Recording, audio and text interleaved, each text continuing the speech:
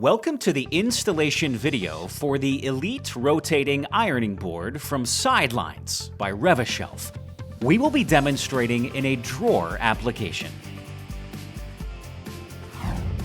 Before we begin, you will need the following tools: a power drill with a number 2 Phillips bit and a 5/16 inch bit, a number 2 Phillips screwdriver, a tape measure, and a pencil.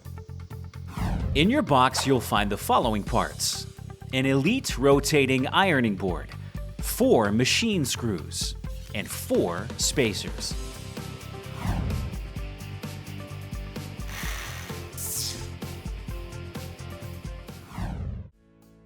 Find the center line and front edge of your cabinet shelf and go back 1 3/8 of an inch, or 37 millimeters.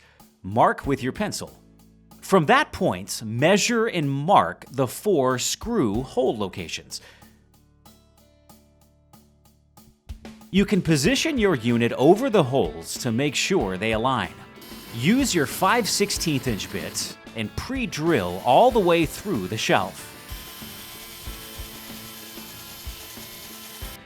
Place the spacers over the 4 pre-drilled holes and set the ironing board on top of the spacers. Secure the unit to the shelf by taking the machine screws and drilling up through the spacers and through the 4 corner holes of the unit.